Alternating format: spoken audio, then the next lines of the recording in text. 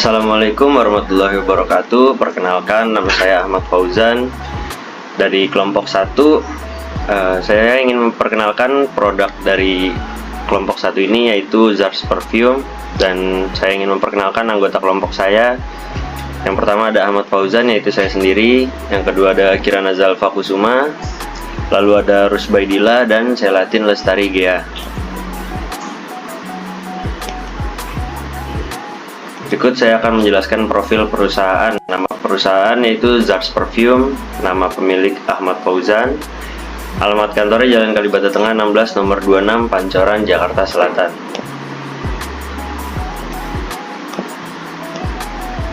Ya, saya sebelumnya akan menjelaskan tentang definisi parfum. Parfum adalah wewangian atau bau-bauan yang berasal dari ekstrak bunga, tumbuhan, kayu, biji, akar, dan bahan-bahan lain yang sekiranya dapat dijadikan bahan baku parfum. Parfum juga merupakan suatu barang kebutuhan yang digemari oleh berbagai kalangan muda, dari kaum muda-mudi, anak-anak, hingga manula yang sekarang sudah tidak bisa dipisahkan dengan barang pelengkap fashion ini.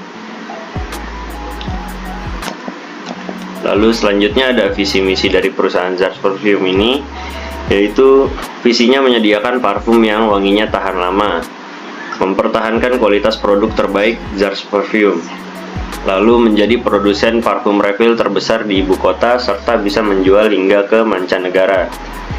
Lalu misi dari perusahaan kami yaitu memenuhi keinginan para konsumen pada dunia parfum, menyediakan banyak lapangan kerja bagi masyarakat, yaitu pelamar kerja, atau reseller, atau dropshipper. Lalu ada menghadirkan inovasi parfum terbaru sesuai keinginan konsumen, dan mengejar target agar mendapatkan keberhasilan bersama. Tujuan usaha kami yaitu menjadi produsen parfum nomor 1 di DKI Jakarta, mendapatkan keuangan yang sebanyak-banyaknya, dan menerapkan jiwa kewirausahaan. Kemudian ada manfaat usaha. Adapun manfaat usaha dari usaha kami yaitu menyediakan produk yang berkualitas dan terjangkau bagi konsumen, meningkatkan pendapatan dan memperoleh keuntungan, lalu menciptakan lapangan pekerjaan. Kemudian ada aspek organisasi, itu ada nama perusahaan, usaha, nama pemilik, ya. Ini nama perusahaannya yaitu Zars Perfume, nama pemiliknya Ahmad Fauzan, alamat kantornya Jalan Profesor Dr. Satrio nomor 17 Kapling 3 RW 4 Kuningan Karet Kuningan, daerah khusus ibu kota Jakarta.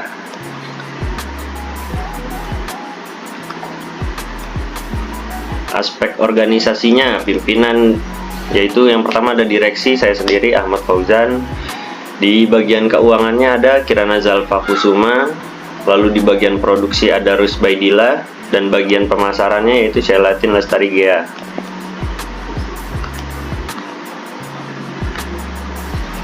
Aspek organisasi yaitu perizinan. Perizinan yang perlu disiapkan sebelum usaha dimulai dan disertai dengan biaya pengurusannya. Apabila usaha kita tidak berbentuk badan hukum, maka perizinan tidak kompleks, tetapi hanya perlu perizinan dari wilayah sekitarnya, paling tidak sampai izin kecamatan atau kelurahan, disertai keterangan dari pihak RT RW di mana usaha kita berada. Sedangkan bila usaha kita akan berbentuk badan hukum, maka perizinan yang diperlukan adalah izin prinsip dari instansi terkait, situ, surat izin tempat usaha, TDP, tanda daftar perusahaan, akta pendirian perusahaan, dan lain-lain. Semua biaya di atas berkisar antara 5-7 juta untuk berbentuk PT atau perseroan terbatas, tergantung wilayah usaha, dan dikerjakan semuanya oleh notaris.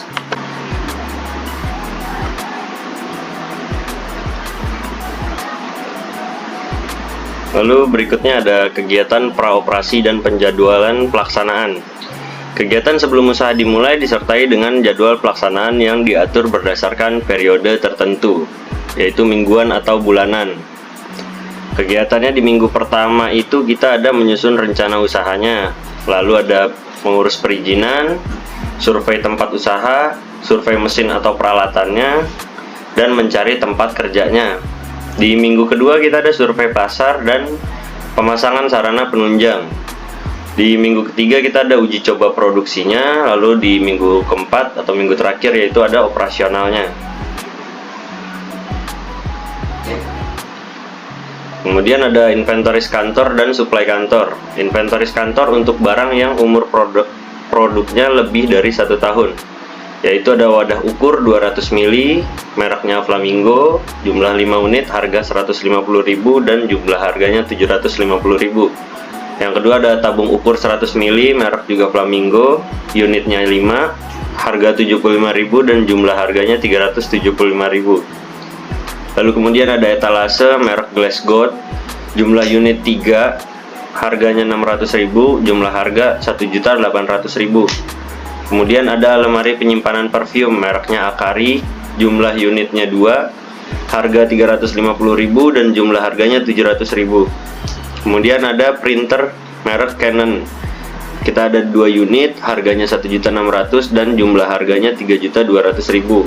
Untuk label kemasan Zars-nya itu kita produksi 5.000 unit, harganya Rp100, jumlah harga 500.000. Lalu ada tablet Samsung, jumlahnya 2 unit dengan harga 1.500.000 dan di total menjadi 3 juta. Untuk laptop kita memakai merek Lenovo, jumlah unitnya 2, harganya 3.525.000, jumlah harganya 7.050.000. Untuk mejanya Olympic, jumlahnya 4, harga 80.000, totalnya jadi 320.000. Untuk kursi juga Olympic, jumlahnya ada 4, harganya 45.000 dan total harga 180.000. Untuk berangkas mereknya Ichiban, jumlah unitnya 1, total harganya 1.300.000. Dan untuk sumpit stainless merek IKEA ada 5 unit, harganya 8.000, jumlah harga 40.000 dan total keseluruhan inventoris kantornya ada 19.215.000.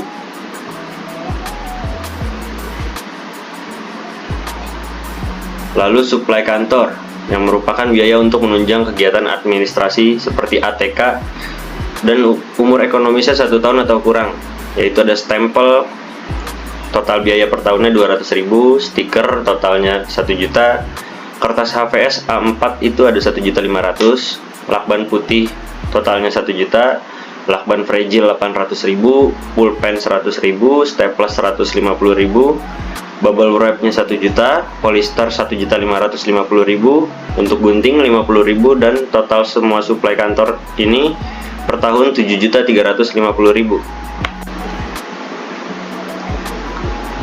Perkenalkan, nama saya Rusbaidillah.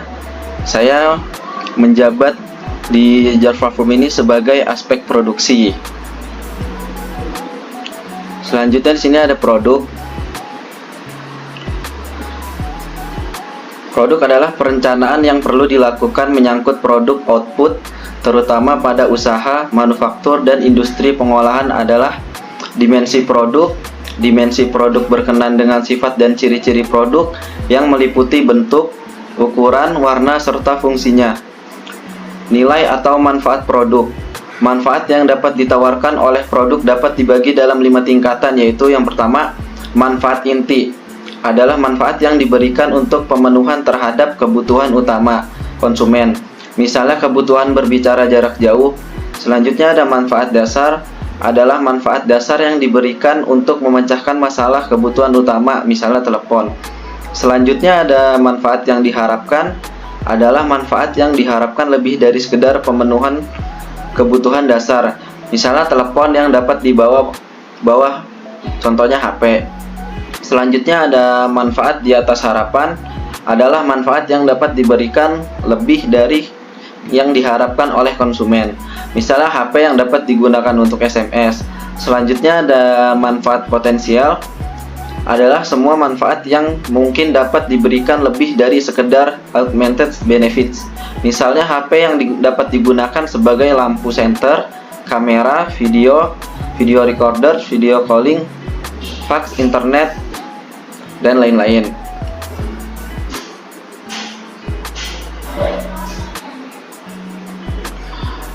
Selanjutnya ada kegunaan atau fungsi produk. Produk konsumsi yaitu produk yang dibeli dan digunakan oleh konsumen akhir. Meliputi convenience goods yaitu produk yang dibutuhkan sehari-hari dan mudah didapat. Misalnya beras. gula, teh, permen, dan lain-lain.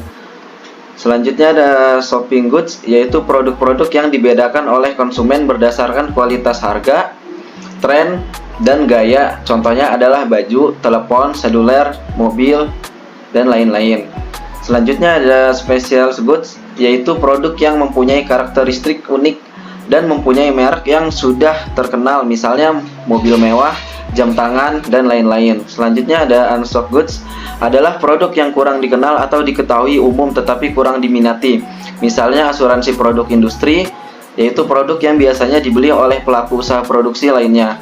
Biasa dikenal dalam B2B, business to business. Dapat dibagi dalam 3 golongan, yaitu yang pertama bahan baku dan suku cadang, merupakan bahan mentah yang akan diproses lebih lanjut. Selanjutnya barang modal, yaitu barang-barang yang berumur lebih dari 1 tahun dan tidak untuk dijual belikan. Selanjutnya ada perlengkapan dan jasa bisnis, yaitu produk tidak tahan lama, membantu operasional perusahaan.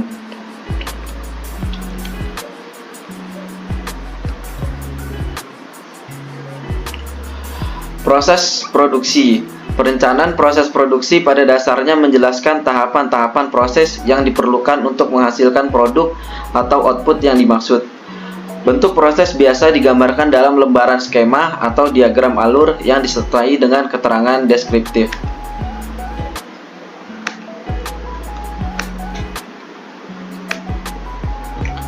Selanjutnya ada kapasitas produksi. Perencanaan kapasitas produksi dilakukan untuk semua mesin, peralatan, dan faktor produksi lainnya sesuai dengan rencana jumlah produk akhir yang akan dihasilkan. Dengan sendirinya, kapasitas produksi sampai dengan tingkatan yang rinci semuanya akan mengacu pada hasil dari perhitungan peluang pasar atas produk yang bersangkutan. Kapasitas produksi biasanya dinyatakan dalam unit per periode waktu tertentu, tahun, bulan, minggu, hari, atau jam. Untuk perencanaan strategis, proyeksi kapasitas dilakukan dalam jangka minimal 3 tahun ke depan, sesuai dengan rencana produksinya.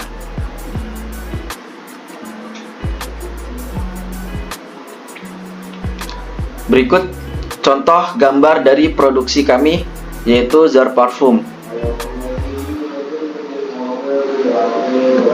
Oke, baik. Kali ini saya akan mempraktikkan cara pencampuran parfum dengan zat parfumnya supaya wanginya lebih terasa, ya, lebih lama, tahan lama gitu wanginya. Pertama kita tuangkan dulu. Untuk per 1 botol 20 ml kita masukkan 20 ml vanilla bodinya atau bahan wangi parfum dasarnya. Kita tutup dulu. Dan kemudian kita tambah lagi sedikit deh untuk buat 2 botol, jadi biar sampelnya nanti ada 2. Kita tambahkan lagi hingga 40 ml.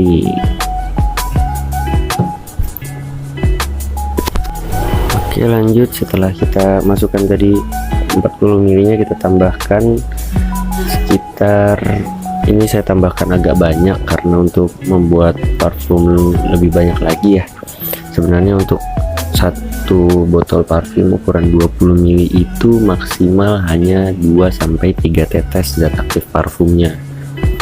Tapi karena saya memasukkan banyak, jadi nanti saya akan campur lagi untuk pembuatan parfum vanilla yang lainnya.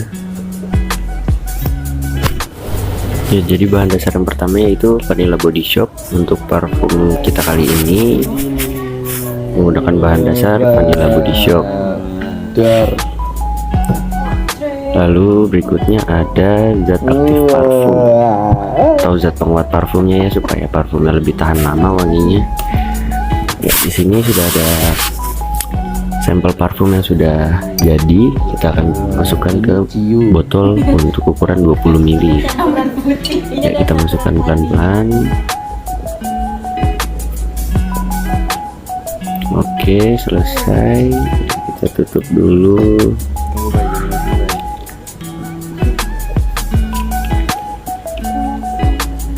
Ya, dan parfum sudah siap untuk digunakan. Perkenalkan, saya Selati Mustari dari bagian pemasaran. Di sini saya akan menjelaskan tentang aspek pemasaran. Yang pertama, Segmentasi pasar. Segmentasi pasar terbagi dari 3 klaster, yaitu klaster bisnis. Produk pada klaster ini sangat cocok untuk indikator responden yang memiliki banyak pertemuan formal dan memiliki tingkat kasta yang tinggi. Maka dari itu, produk kami menyediakan parfum khusus yang memiliki wangi soft namun sangat khas, wangi yang tahan lama, serta harga yang sesuai untuk para konsumen yang ingin memiliki wangi parfum tersebut. Kedua, klaster pergaulan. Produk pada klaster ini memiliki banyak varian dan yang paling banyak peminatnya. Karena produk pada klaster ini ada yang cocok untuk para olahragawan, para muda-mudi, serta masih banyak golongan lainnya. Dan untuk kualitas parfum pada klaster ini berada di bawah parfum klaster bisnis. Akan tetapi, harga yang ditawarkan produk klaster ini sangat terjangkau bagi segala usia. Ketiga, klaster identifikasi. Produk pada klaster ini memiliki karakteristik sendiri, karena pada klaster ini konsumen dapat menyesuaikan wangi produk kami sesuai dengan keinginan mereka.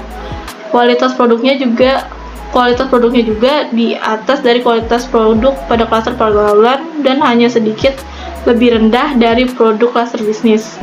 Dan untuk harganya disesuaikan tergantung dari bahan yang diperlukan untuk membuat produk ini.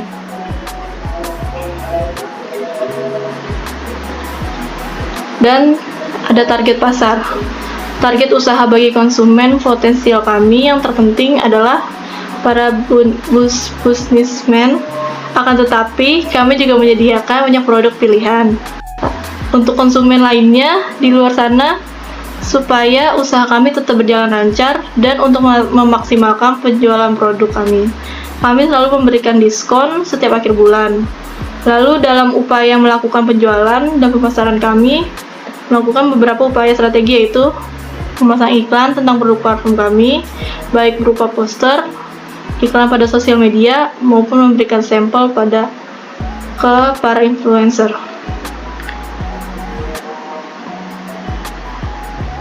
Strategi pemasaran berdasarkan analisa SWOT. Pertama, produk. Strategi ini mengenai bagaimana produk usaha kita dapat menarik hati konsumen untuk membelinya. Produk usaha kita dapat dibedakan berdasarkan mutu atau kualitas, ukuran, desain, kemasan, dan kegunaan lebih dibandingkan pesaing. Kedua, price. Strategi mengenai bagaimana produk kita lebih menarik konsumen dari segi harga dibandingkan pesaing. Umumnya, konsumen lebih tertarik kepada produk dengan harga yang lebih murah. Selainnya itu, dari segi harga, kita dapat membedakan produk kita berdasarkan harga satuan dan harga grosir, cara pembayaran, diskon atau potongan harga.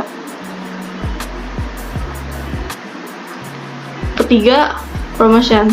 Strategi mengenai bagaimana produk kita dapat dikenal oleh konsumen melalui beberapa cara. Pertama, melalui iklan seperti media cetak, brosur, poster, majalah, atau koran, dan media TV atau radio seperti iklan TV atau jingle iklan radio. Kedua, promosi melalui acara atau pameran yang digelar di tempat keramaian di mana konsumen produk berada dan juga dilakukan penjualan di tempat. Ketiga, promosi melalui penjualan langsung ke tempat konsumen berada dengan menawarkan dan mencoba produk langsung. Terakhir, placement, yaitu tempat, merupakan cara mendistribusikan produk kita untuk sampai ke tangan konsumen. Sistem distribusi yang dilakukan dapat secara langsung ke konsumen atau melalui pedagang, seperti wholesaler atau pedagang besar atau retailer pedagang kecil.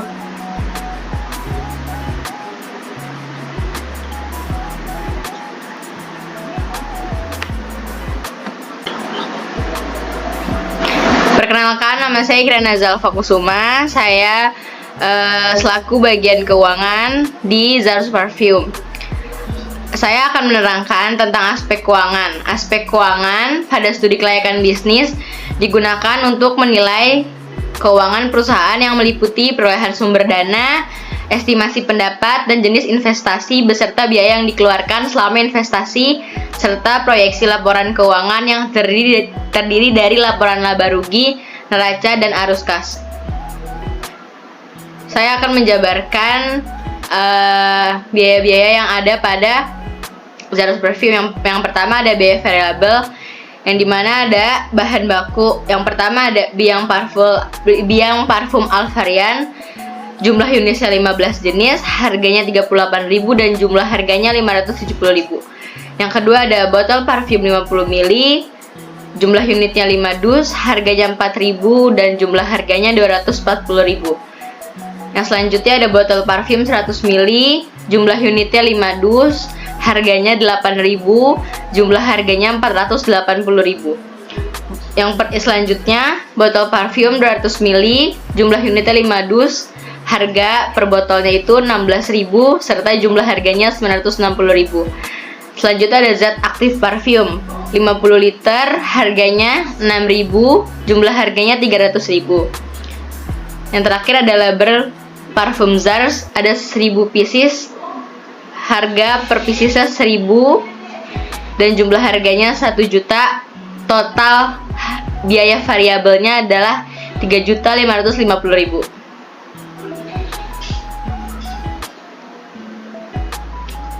Yang kedua ada biaya tetap. Di sini ada pembayaran listrik 2.400 watt 1.400.000, jumlah harganya juga 1.400.000. Yang kedua ada pembayaran air, harganya 200.000 dan jumlah harganya 200.000. Pembayaran telepon, harganya 100.000, jumlahnya juga 100.000. Pembayaran internet, harganya 500.000 serta jumlah harganya 500.000 juga. Dan terakhir ada kebersihan dan keamanan, harganya 500.000, jumlah harganya 500.000 dan jumlah biaya tetap adalah 2.700.000.